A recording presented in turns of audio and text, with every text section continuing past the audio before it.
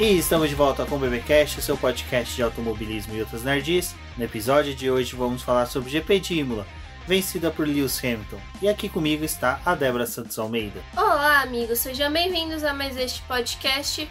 E bom, os snipers voltaram a agir na corrida em Imola. Exatamente, tivemos ali a presença do nosso saudoso sniper que há 26 anos permanece ali nas moitas de Imola. E dessa vez ele não fez uma vítima, mas sim 3 vítimas durante o GP de Imola. Tava bem inspirado o moço. Exatamente. Bom pessoal, mas antes de continuarmos o programa, gostaríamos de deixar alguns recados para vocês. O primeiro é para vocês conferirem aqui nos links de apoio que nós temos do podcast, a nossa campanha lá do Apoia-se, onde vocês podem auxiliar financeiramente o Boletim do Paddock para que a gente continue dando continuidade aos nossos trabalhos. Vocês podem apoiar com qualquer valor e participar do nosso grupo do WhatsApp com pessoas muito legais e com os nossos colunistas e com todo mundo que já apoia o nosso projeto. Também não deixe de conferir o link da nossa lojinha, tem na publicação desse podcast, onde você pode conferir nossas estampas lá no Collab, onde também temos canecas e adesivos que também configuram aí todo o universo do automobilismo. Bom pessoal, e o último recado que eu deixo aqui é para vocês irem lá no nosso canal do YouTube e conferir todo o nosso projeto que está sendo realizado por lá. Nas terças e quintas-feiras nós temos lives falando principalmente sobre a Fórmula 1, mas agora nós também lançamos o quadro O Boletim Expresso, onde estamos indo e comentando algumas notícias e algumas coisas que estão acontecendo na Fórmula 1. A gente começou com essa categoria, mas vamos expandir para as outras que a gente também faz a cobertura aqui no Boletim do Paddock. Então confira lá o nosso canal, nos auxilie, deixe o seu like, faz lá a sua inscrição para poder auxiliar no nosso trabalho e para que o YouTube entenda que o nosso trabalho é relevante dentro da plataforma e possa entregar para mais pessoas que gostam desse tipo de conteúdo.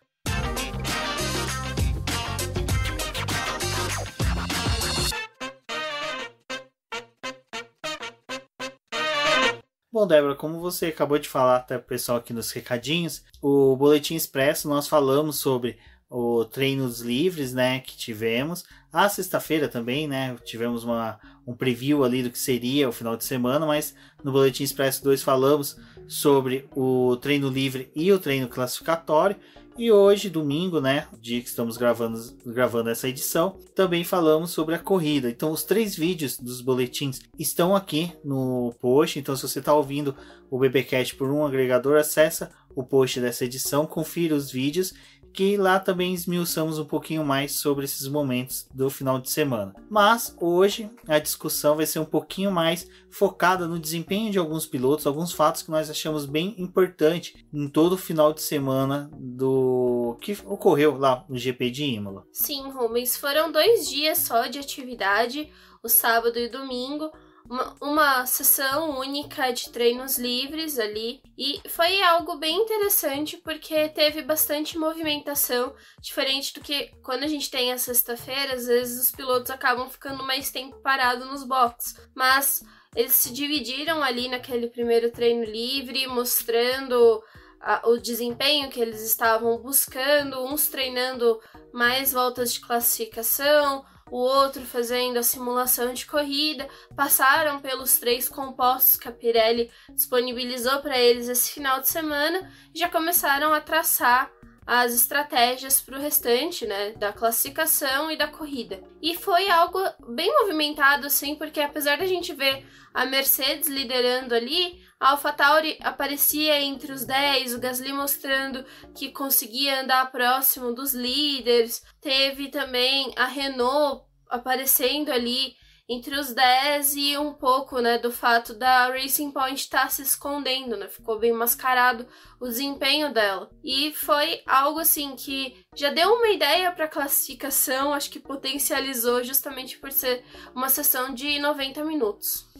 Bom, o que foi interessante também, como você bem disse, referente ao Gasly, é interessante quando a gente pega o tempo que ele se classificou, Ele ficou a 3 décimos, 3 centésimos, na verdade, do Max Verstappen, e isso casa exatamente com aquilo que o Helmut Marko falou, que um piloto, para poder ser da equipe, para poder, ficar sossegado, confortável dentro da Red Bull, tem que estar a 3 centésimos do Max Verstappen. E a gente vê que o Gasly, mesmo com o contrato renovado com a AlphaTauri, faz, né, todo esse perfil que a Red Bull está precisando de um piloto em um final de semana que o Albon novamente decepcionou. Assim, a decepção dele foi muito mais uma questão de uma movimentação que ele teve na pista, mas o final de semana inteiro dele foi padrão do que ele já vinha apresentando dentro da Fórmula 1. O Albon, ele não acompanhou de novo o Max Verstappen, mas esteve entre os 10, tanto que o susto ali que a gente teve na classificação do Max Verstappen por conta daquela vela que quase tirou ele do Q2, ainda assim o Albon estava precisando trabalhar um pouco mais para poder continuar avançando na classificação. Mas para o Gasly parecia algo muito natural ele tá ali andando atrás do Verstappen, então mostrou realmente assim a força e a construção que a AlphaTauri ela tá buscando ao longo dessa temporada. No último episódio falamos sobre isso e que principalmente eles estavam buscando ter uma classificação melhor para poder levar os 2 carros pro Q3, porque geralmente o que estava acontecendo era só o Gasly passar pro Q3 e o Kvyat acabava ficando ali no Q2, né? Então a equipe conseguiu passar com os 2 carros, também como comentamos lá no Boletim Expresso, que tivemos os 4 carros com motor Honda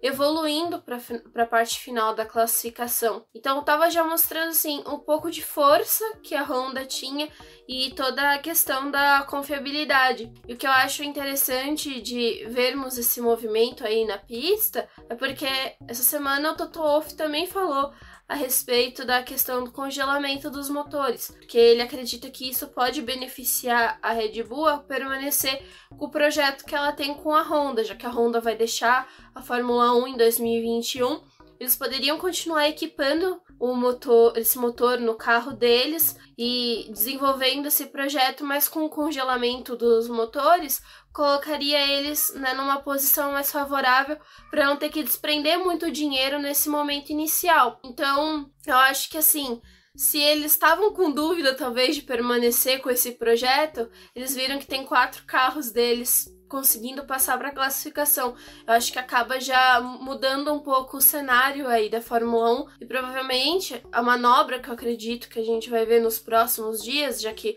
a Red Bull quer decidir isso antes do final da temporada, é que talvez eles tentem bater realmente de frente, convencendo, né, os outros times ou tentando buscar uma solução para eles permanecerem com esse motor. Eu acho que uma das soluções que seria bem interessante para Red Bull seria ficar com o espólio sim da Honda e buscar uma montadora, uma construtora que pudesse, no caso montadora, desculpa, que pudesse assumir a montagem, né, fornecimento de motores para a equipe. Então eu acho que ficaria interessante esse cenário em que a Red Bull, porque, cara, eu vou ser sincero, eu sou uma fornecedora de motores, eu me interessaria em fornecer motores para a Red Bull, porque você tem certeza de que vai ter pelo menos um bom carro para servir para o seu motor. Então é diferente de você ser uma uma Ferrari que fornece para uma Haas que você não tem certeza se vai ter um bom carro para poder fazer com que o teu motor tenha uma boa demonstração em pista.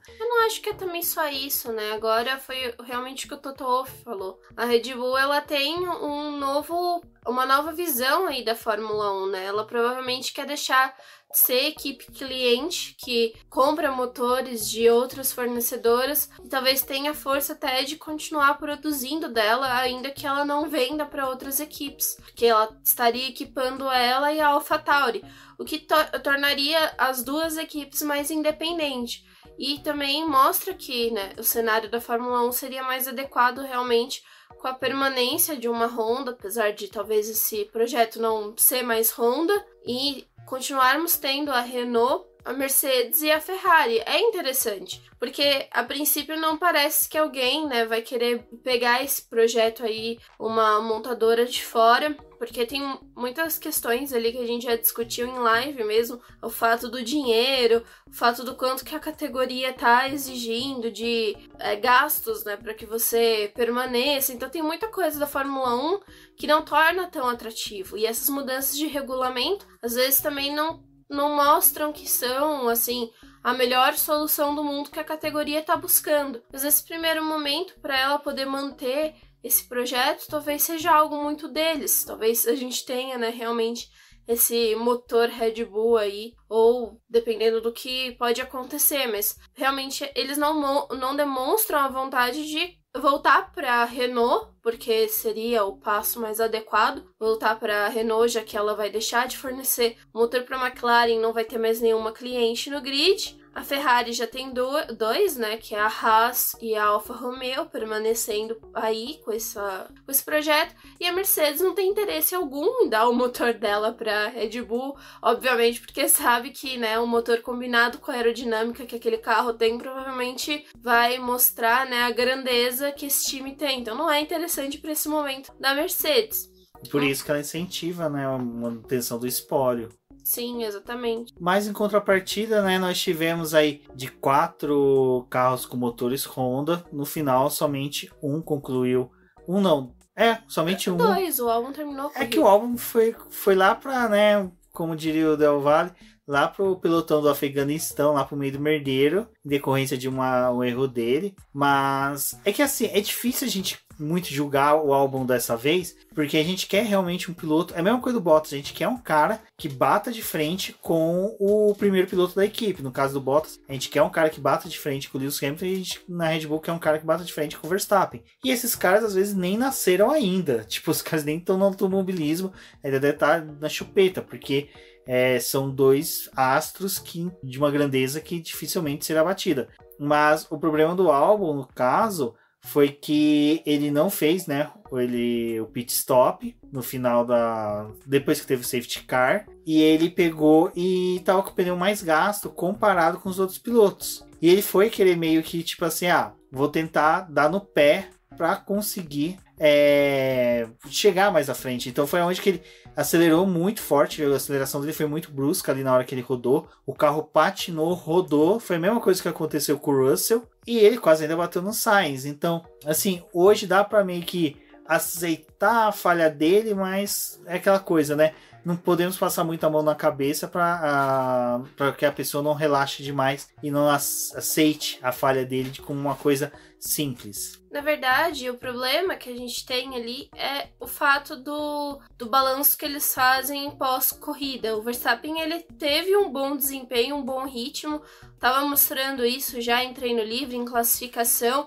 voltou a repetir isso ali na corrida, brigou com o Hamilton para poder conseguir a segunda posição, enquanto o Albon estava figurando ali no meio do pelotão. E o Albon, apesar dele ter pegado esse meio de pelotão ali, estava realmente difícil de realizar a ultrapassagem. Isso foi uma realidade que outros pilotos enfrentaram nesse grid, porque Imola é realmente difícil de você ultrapassar.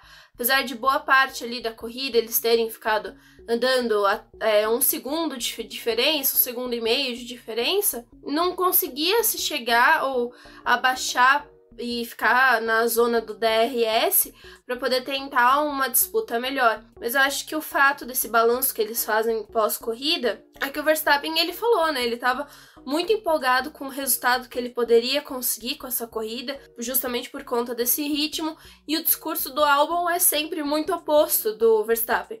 Não conseguimos ritmo, não conseguimos manter o aquecimento dos pneus, não conseguimos uma boa relargada. E foi isso que ele acabou abordando ali depois da corrida. E acaba, né, mantendo aquele discurso que a gente vem falando algumas vezes, que ele mostra a dificuldade que ele encontra com o carro, que é algo que o Verstappen não demonstra em praticamente nenhum momento dentro da pista. E o Albon teve esse deslize aí, abusou um pouco dos pneus, mas é aquela coisa, ele tava com o pneu mais desgastado, era um pneu duro, mas a mesma estratégia foi utilizada pela Renault ali, que optou por manter o Ricciardo, e o Ricciardo conseguiu o pódio. Então, assim, a Red Bull e a Renault optaram nesse momento em que os pilotos foram realizar uma segunda parada para colocar pneu macio e numa estratégia diferente, né? Permanecer na pista, ganhar algumas posições e com esse pneu que já tinha degradado, mas que poderia ter um pouco mais de aderência, conseguiu uma posição melhor. E o Albon não reverteu isso numa posição melhor.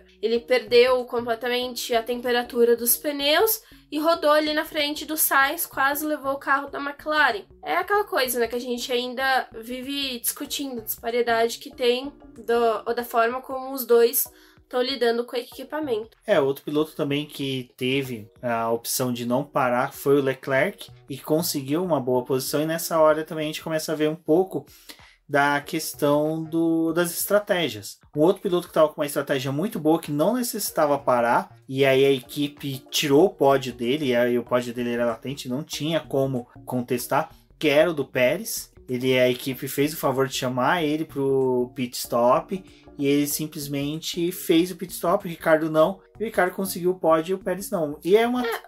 A Racing Point, né, ela foi pelo contrário, assim, apostando em colocar um pneu macio e jantar todo mundo, né, no final, e acabou se encontrando ali com o Leclerc, que não deu certo, e o Ricardo acabou assumindo essa terceira posição e não deixou mais, né. E era um resultado até positivo para Racing Point, porque do outro lado dos boxes do Pérez, a gente tinha o Stroll, que simplesmente a terceira corrida dele, em que ele tem um desempenho pífio. Eu acho que o Albon e o Stroll são duas pessoas que testam a paciência dos seus empregadores, sabe? É aqueles caras que parece que apurrinham as pessoas para poder testar os seus limites, e os dois estão fazendo isso. O Stroll, na primeira volta, né, tem aquele encontro com o Ocon, quebra a asa dianteira dele, ele tem que fazer um pit stop, e depois ele não consegue fazer aquilo que o Pérez fez na corrida passada, que foi galgar posições até conseguir, salvo engano, quarto lugar. E nessa corrida, simplesmente o quarto, não, acho que foi quinto ou sexto lugar. Não me recordo agora, gente, desculpa. Mas o Stroll não, o Stroll simplesmente ficou lá. No final do grid, ficou parecendo o Norris, que nem eu já critiquei, que aí são pilotos que, quando precisam fazer uma recuperação em pista, não fazem, simplesmente ficam lá chafurdando no final do grid, esperando que algum milagre aconteça, um safety car, alguma coisa do tipo. O Stroll, ele poderia ter utilizado esses pneus duros ali numa condição em que a pista estava um pouco mais quente, para poder realmente tentar avançar, né? Porque ele estava com o benefício de estar com esse pneu que dura mais, poder fazer mais voltas e ir conseguindo mais posições. E isso não funcionou ali para ele continuou andando entre os últimos. É claro, né? A troca de uma asa acaba levando mais tempo, então ele também perde um pouco de contato com o restante do pelotão, mas assim, era para ter sido uma corrida melhor. E também teve o fato ali, né, deles, quando tiveram que retornar para a volta do líder, que foi um problema da organização ali, que liberaram eles para poder passar pelo safety car e ainda tinha gente trabalhando na pista. Muito perigoso isso que aconteceu, né? Ainda mais com o Stroll dirigindo o carro, eu não confiaria de liberar ele com gente trabalhando na pista, não. Exato. O Stroll, ele é perigoso até no carrinho de supermercado. Eu não cruzaria com ele dentro do supermercado, mas é ruim. Tipo, é ruim porque o Stroll ano que vem ele vai ter o companheiro Sebastian Vettel. Tipo, ele vai estar à sombra de um tetracampeão, então ele vai ser comparado com pilotos como Daniel Ricciardo e Leclerc, que são pilotos que superaram o Sebastian Vettel. Então dessa vez a pegada com o Stroll vai ser muito mais forte. Eu acho que o Stroll, ele progrediu, mas ainda assim falta, né? Falta entregar. O que a gente fala, acho que é meio injusto comparar, mas talvez na questão da relação Hamilton e Bottas. No fato do momento da decisão ali, tem momentos que ele não entrega. E essa é uma corrida que a gente já tava vendo a Racing Point apagada, e aí ele mostrou o quanto que realmente a Racing Point conseguiu se apagar, né? Ela se anulou realmente. Porque a posição que o Pérez conseguiu não foi, assim, excepcional, porque acabou colocando a Racing Point de volta na quinta posição do campeonato de construtores, enquanto que o Stroll tava ali fora da zona de pontuação sem conseguir, sei lá, pelo menos um 10º lugar. Exato, e a questão do Stroll é o seguinte, como você falou, ele evoluiu, mas ele é um piloto que evoluiu porque ele tá já no seu 5º, 6º ano de Fórmula 1, é uma obrigação do piloto evoluir nisso, não tem como o cara tá trabalhando numa atividade e não evoluir, ficar estagnado na mesma coisa. Então o Stroll teve essa evolução sim, mas não é uma evolução extraordinária como a gente viu que o Hamilton teve de 2012 para cá, vamos pôr dessa forma. Então, e até mesmo a própria evolução do Bottas, que se você pegar o Bottas da época que era um piloto bem apático na Williams, ele se tornou um bom piloto. Eu tô gostando bastante de assistir os vídeos do Carlos Del Valle lá do podcast F1 Brasil, que ele abre essa realidade pra gente, fala assim, gente, o Bottas é isso, mas isso do Bottas, ele tem uma evolução, ele tem uma crescente, sabe? O Verstappen é a mesma coisa, daquele cara que era destruidor de carros, ele se tornou, mano, o cara que tá no retrovisor do Lewis Hamilton durante as etapas, é o cara que tá tirando a Mercedes da zona de conforto. E agora a Mercedes está mais fora de zona de conforto, porque se caso, vamos supor, hipoteticamente, a Renault conseguir fazer um motor canhão e dá para Red Bull, cara, Red Bull volta àqueles primórdios da época do Sebastian Vettel, em que fazia um carro campeão. Então tem tudo isso, tem um novo campeonato vindo a partir de 2022.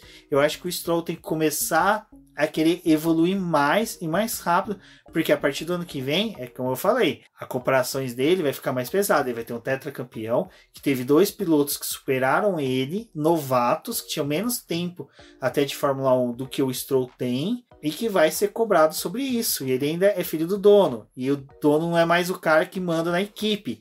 A gente tem que lembrar que entra os 20% agora da Mercedes, que agora entra participação de outros acionistas. O próprio Sebastian Vettel se tornou um acionista. A gente não sabe o quanto de ações que ele tem e qual a porcentagem que ele pode utilizar para votações e decisões dentro da montadora, mas se for algo em que ele possa simplesmente começar a botar a mão na massa e exigir um companheiro que seja compatível com ele para poder desenvolver o carro e a equipe, a gente sabe, é muitas variáveis para a gente ter um piloto apático dentro da Fórmula 1. E assim, eu sempre gosto de torcer para o piloto que está na Fórmula 1 para que ele permaneça o quanto mais tempo, sabe? Então, ele ainda é jovem, né?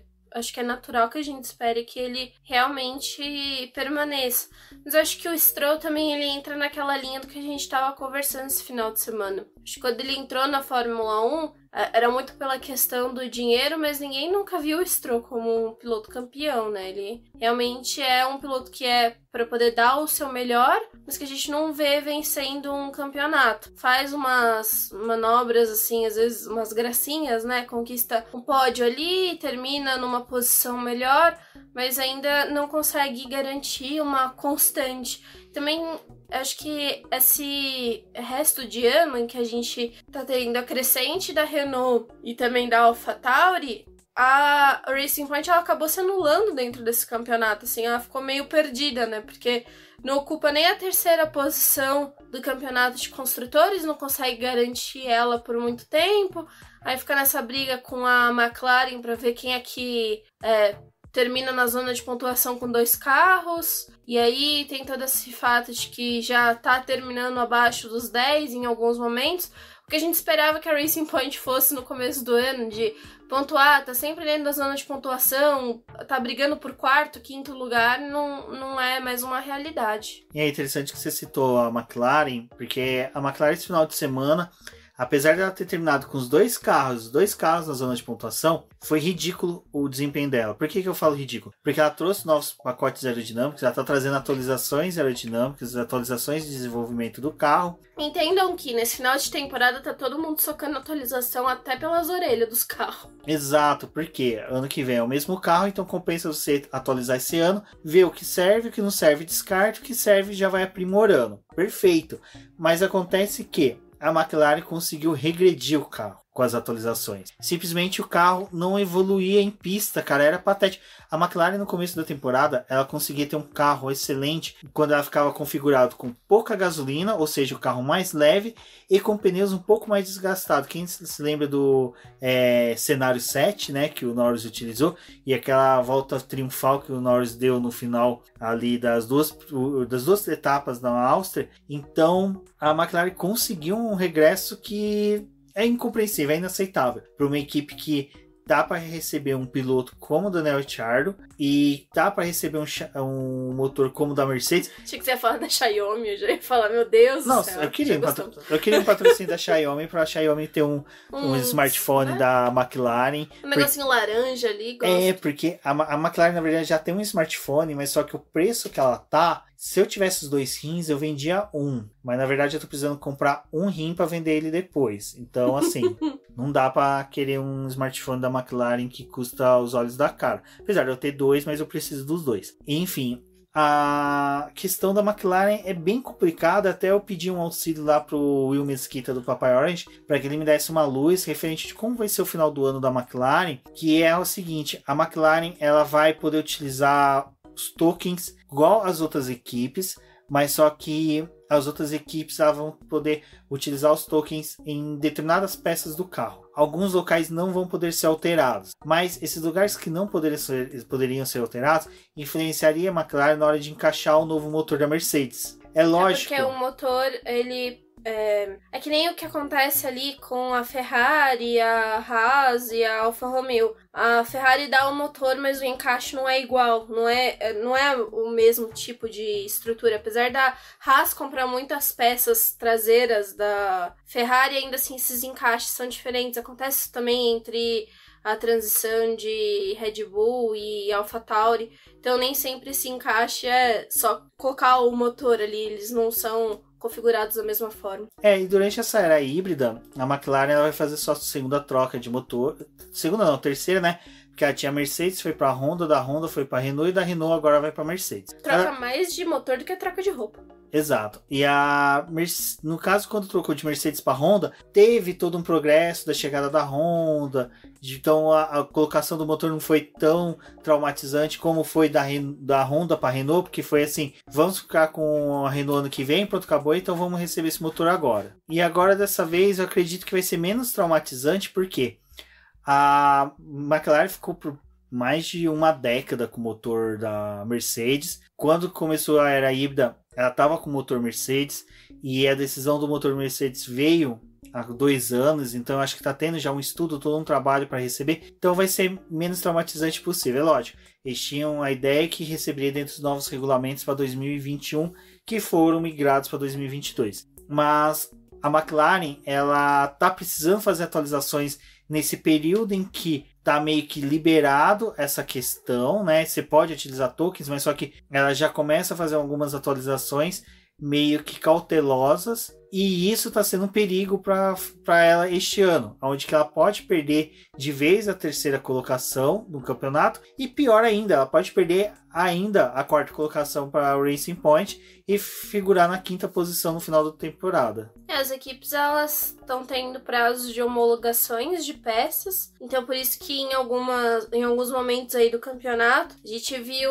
uma grande atualização, assim, o pessoal levando bastante peça para poder testar, porque aquilo ali ia entrar no pacote de homologação. E é assim que a FIA homologa essas peças, aí elas já entram dentro da atualização pelo token. Então, como eles não têm muitos disponíveis, né, tem que realmente ver aonde eles vão aplicar isso para não ter aquele desenvolvimento desenfreado que as equipes, né, costumam ter, justamente por conta dessa questão do Covid, e para poder fazer com que as equipes menores tivessem tanta chance quanto as maiores de continuar atualizando os carros. Exato. Bom, e então eu acho que a McLaren tem que começar a repensar essa posição dela. O próprio chefe de equipe falou, né, que eles vão ficar debruçados sobre o carro para poder entender o que aconteceu e melhorar para o GP da Turquia. GP este, né, que a gente ainda não sabe se vai ser realizado. Tem N fatores que pode tirar ele sim do calendário, que vai desde o terremoto que assolou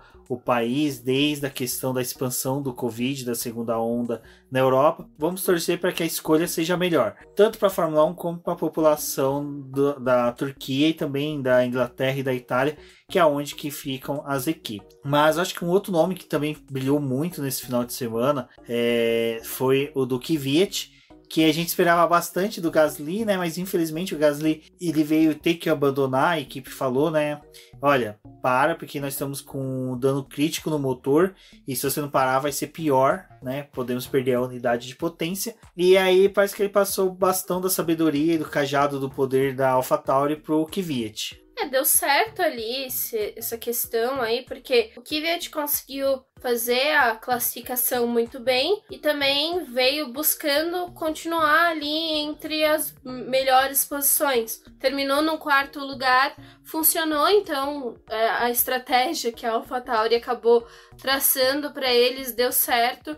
Poderíamos realmente ter visto os 2 carros da AlphaTauri entre os 10, mas assim, foi um bom resultado.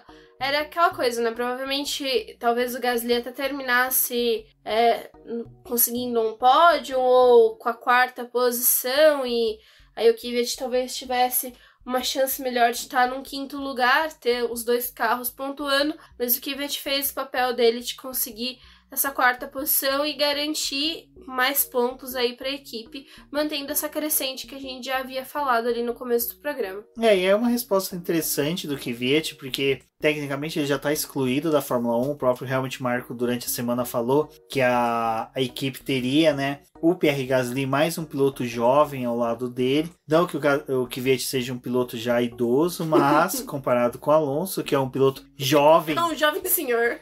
que chega, né, tipo o seu Madruga, um jovem senhor. Ai, eu gostei muito do que eu vi no Twitter no dia que o Raikkonen foi confirmado. Ai, esses jovens pilotos, Raikkonen e Alonso, será que eles vão chegar na Fórmula 1 para poder ganhar o seu primeiro título? Os caras já andando de bengala, gente.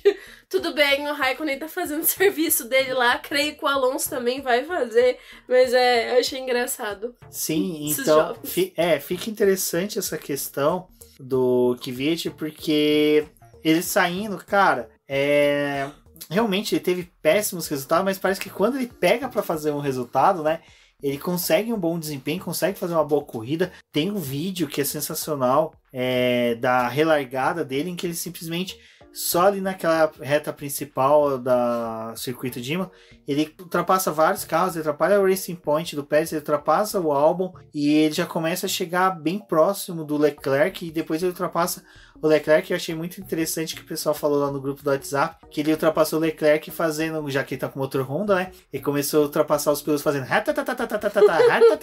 então, cara, eu achei assim muito legal. Eu acho legal quando o piloto também sabe que vai sair da Fórmula 1 ou da equipe. Apesar que jogou a toalha, né? Daria na mesma coisa, né? Sair da Fórmula 1, ele estaria saindo da equipe também. Depende, o Alonso ele sai da Fórmula 1, mas ele continua de embaixador. Exato. O Alonso ele nunca se livrou da Fórmula 1. Não é, a Fórmula 1 nunca se livra do Alonso. Jamais.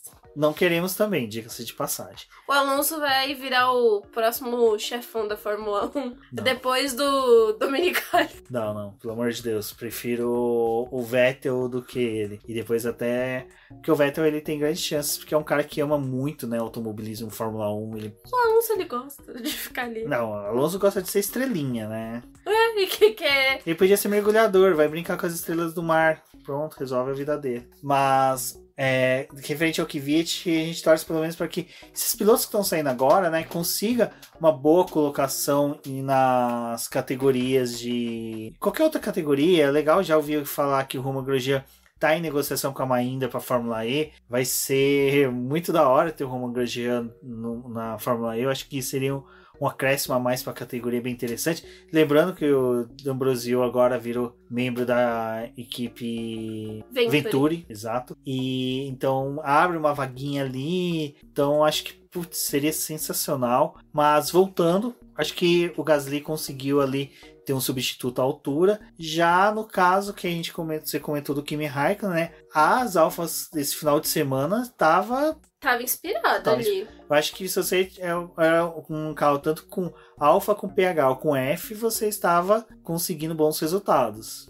A Alfa Romeo, ela começou com um final de semana, assim, bem Alfa Romeo, né, de questão de estar equipada com o motor da Ferrari, andando ali nas últimas posições, tanto que o Raikkonen classificou em 18º e o Giovinazzi em 20º, assim, um resultado muito ruim para os dois carros, não dava uma boa perspectiva para o domingo, mas no domingo eles, né, viraram a chave, assim, completamente. O Giovinazzi aproveitou para poder ter uma boa largada, e assim, a gente já falou... Que é uma assinatura dele, né? Ele costuma realmente fazer boas largadas, saiu da 20ª posição e já foi para o 14º. O Kimi teve um pouquinho mais de dificuldade, mas o restante da corrida do Raikkonen, assim, foi muito boa, porque a Alfa Romeo parou de Giovinazzi primeiro, o Raikkonen foi ficando na pista, foi ficando, e o pessoal parando e ele subindo. Tanto que teve uma hora que tava Vettel em quarto e Raikkonen em quinto, né? Lembrando tempos melhores aí da própria Ferrari. E ninguém conseguia, assim, chegar neles, né? Tanto que o Raikkonen começou a fazer o resto e desgastando o pneu, né? Isso que foi interessante, porque a gente tinha os 3 mosqueteiros lá na frente, né? Hamilton, Verstappen e o Bottas. Aí vinha os 2 solitários ali, Raikkonen e Vettel, numa Fórmula 1 2.0, e a 1.5 tava atrás e ninguém chegava neles. E eu olhava assim o tempo e falei, caraca, ninguém vai chegar nesses dois, tipo, o que é? Os dois estão com lepra, ninguém quer chegar perto. Tá com motor Ferrari, é melhor não arriscar. Né, então, cara, que é isso? Então... Foi algo assim, né, muito bom da gente ver o quanto que eles estavam ganhando ali. Mas, apesar disso... Foi o que o Rubens falou, o resto do pelotão ainda estava perto, né? Quando você começava a somar os tempos ali, fazer a parada era cair para fora da zona de pontuação. Mas eles foram permanecendo ali. Mostra que o Raikkonen ele consegue conservar bastante os pneus. O Giovinazzi também, ele fez a parada dele ali no começo da corrida. O Giovinazzi foi o piloto que ficou com mais tempo com o mesmo composto, né? Ele parou na 10ª posição, botou o médio. 10ª volta. Na 10ª volta. Foi até o final com um pneu médio. Tipo, a Alfa Romeo nem investiu em colocar um pneu duro. Ele foi com médio para poder completar o restante da corrida, assim. Então, os dois conservando os pneus, e foi outra equipe que teve uma estratégia diferente no momento em que o pessoal resolveu parar mais uma vez, colocar outros pneus, eles foram ficando. Legal isso dos pilotos da Alfa ter feito isso, que é uma coisa que eu já até mesmo discuti isso com alguns colegas, de que como essa obrigatoriedade de usar 2 compostos, às vezes chega a estragar algumas coisas que seria bacana numa corrida. Que, cara, seria muito louco você ver um piloto que fazer ponta a ponta sem pit stop, a lá Ayrton Senna fazia na década de 80 com a Lotus, sabe? Que ele pegava e falava, minha única chance é largar lá na frente, ou ficar o maior tempo possível com os mesmos compostos para conseguir a vitória. E teria sido interessante, acho que é uma alternativa bacana, mas, né, também essa questão gera conflitos de estratégias, disputas em pista, mas são coisas para a gente sempre avaliar para a Fórmula 1 continuar nessa evolução que tem dentro da categoria. Sim, e assim, foi uma corrida, apesar do pessoal falar, mas teve 5 abandonos pro fato deles chegarem na zona de pontuação. Assim, qualquer outra pessoa que terminasse na zona de pontuação, que estivesse fora dela, numa circunstância normal de corrida, teria sido beneficiado por algum desses abandonos. O próprio Russell, que chegou a ficar próximo, né, voltou a namorar ali com essa 10ª posição e não conseguiu, também teria aproveitado o benefício do fato desse pessoal ali da frente ter abandonado a corrida. Então, eu acho que é interessante, porque quando a equipe traz uma pintura nova, né, tá no final de semana em casa, tem a tendência de dar tudo errado. E eles não foi assim. E acho que muito mais pro Giovinazzi do que pro próprio Raikkonen, que tá, né, eu consegui mais um contrato, vou correr mais uma temporada. Acho que o Raikkonen não faz mais essa cerimônia. Talvez já nem fazia, né? Agora que ele não faz mesmo essa cerimônia de conseguimos pontuar, estamos felizes. Mas o Giovinazzi, ele ficou bem feliz, né? Porque assinou o contrato na quinta, sexta-feira e tava ali pontuando no domingo. E o pessoal, mas talvez não é tão significativo, né? Conseguir 1 ponto, 2 pontos ali. O Raikkonen conseguiu 2, o Giovinazzi 1, mas são mais 3 pontos e distancia um pouquinho ali da Haas, né? Porque se a Haas tiver uma escorregada de cair na zona de pontuação, não vai conseguir passar, né? Acontece um cenário que nem esse, o oposto, com as Alfas abandonando e as Haas pontuando, o pessoal tem que ter em mente o seguinte, uma posição que se alterna no campeonato de construtores são milhões. E a gente já viu tanto o Felipe Nasser salvando a Sauber, conseguindo 1 ponto só, como também o Julius Bianchi salvando a Manor com apenas 1 ponto. Então, e a Williams, né, penando ali na última posição do campeonato de construtores, completamente zerada. E o que é interessante, a gente acabou de falar da Williams, foi o desempenho do Russell, que até a batida dele, que foi a mesma falha do coitado do Albon, que pisou forte no acelerador e acabou rodando, mas o do Russell realmente, até aquela cena dele lá sentado chateado, é bem triste. E depois foi até interessante que o Russell publicou a foto, acho que no Instagram dele, e o Romain Grosjean veio conversar com ele e falou assim, cara, relaxa, o que você tá fazendo nessa temporada é grandioso demais, esse incidente não tira tudo que... É lógico, eu não tô usando as mesmas palavras do Grosjean, mas o que o Grosjean falou pra ele é muito bacana, porque o pessoal começou a comparar, né, ele sentado ali com o Grosjean sentado lá em Barcelona, aquela vez que ele acabou fazendo a cagada na primeira curva. Então, a Williams teve um bom desempenho esse final de semana, achei sensacional. Latifi acompanhando o Russell também, assim. O Latifi bem próximo do Russell, chegou em 11º lugar, né, colocou o carro à frente da Red Bull, do Albon, fugiu agora o nome de Itacuja, do Stroll, pra vocês verem, né? O Stroll não me paga, eu não vou ficar lembrando toda hora o nome dele, não. E do Vettel, que tudo bem, a gente teve a cagada ali da Ferrari, que fez um último pit stop pra ele que... ela não se ajuda mais, ela não ajuda o Vettel. Aquela parada foi... A Ferrari, se tivesse um muxurro, ia falar vergonha pra tu, vergonha pra sua família e vergonha pra tua vaca e apontar pro carro. Porque o carro é praticamente uma vaca. Eu até respondi o Valese com o GIF pegando a televisão e jogando pra fora, porque... que sensação horrível, né, ver.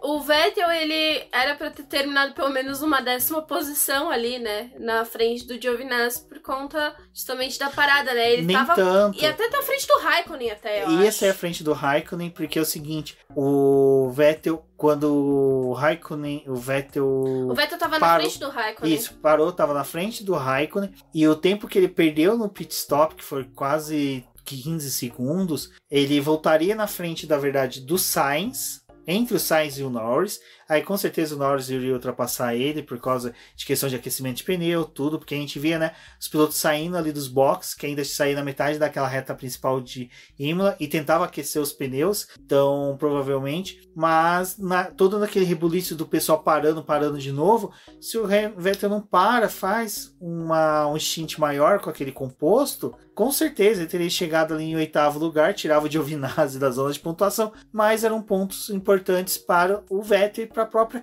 Ferrari, porque a Ferrari ela pode perder cada vez mais as chances de permanecer no campeonato de construtores numa posição boa. A AlphaTauri ela tá com 89 pontos, a Ferrari com 103. Ainda tem, né, um pouquinho de distância ali, mas com o resultado que a AlphaTauri teve esse final de semana é aquela coisa, né? A AlphaTauri tá colocando os carros em P4, P5, enquanto que a Ferrari, quando coloca um carro em P4, o outro tá fora da pontuação. Então, se você colocar assim, vamos supor, em um cenário hipotético, um P4 da AlphaTauri, um P5 da Ferrari, um P6 da AlphaTauri, a AlphaTauri sai na vantagem. Então há chance sim, acho que assim, enquanto que a gente ainda tem campeonato, há chance da Ferrari chafurdar muito mais ainda nesse cenário dela. Tem 4 corridas aí na frente, né?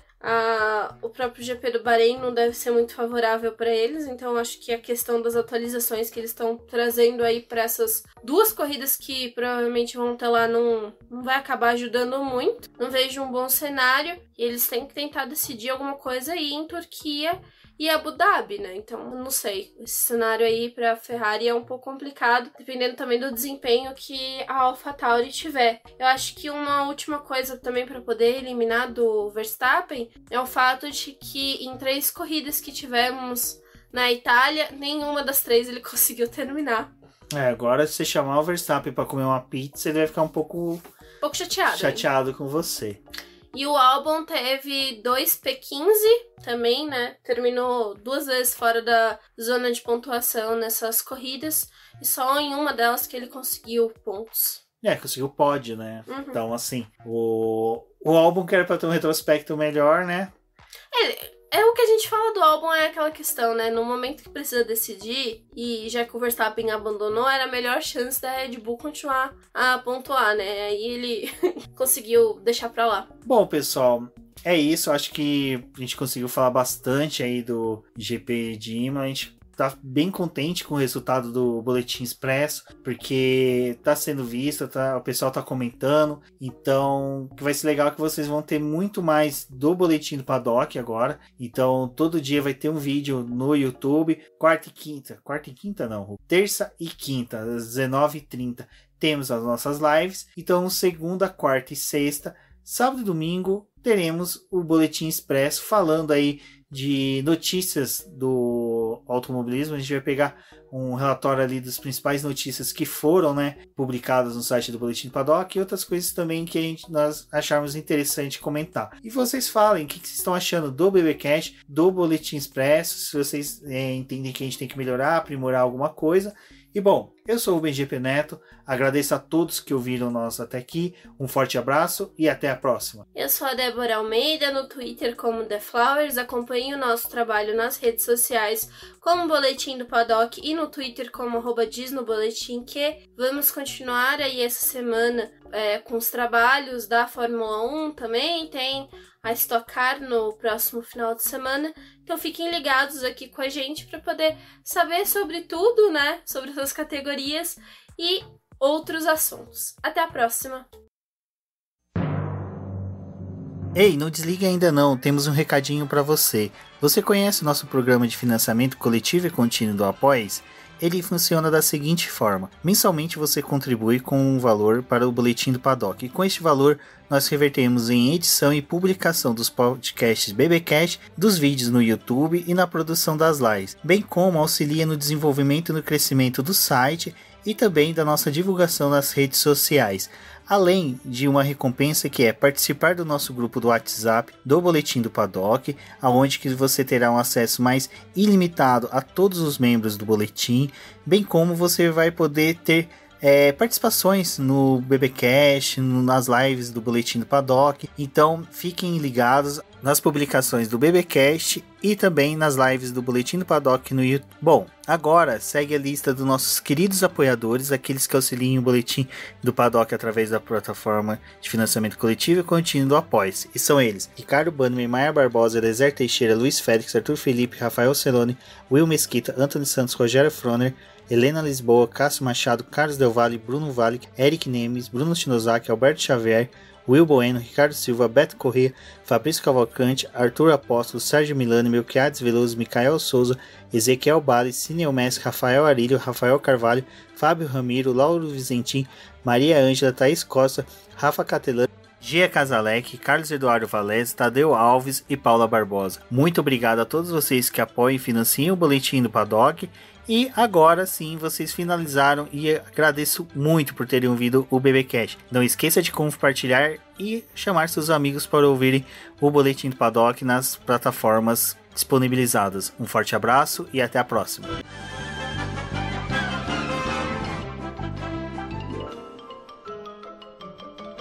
Isso é tudo, pessoal.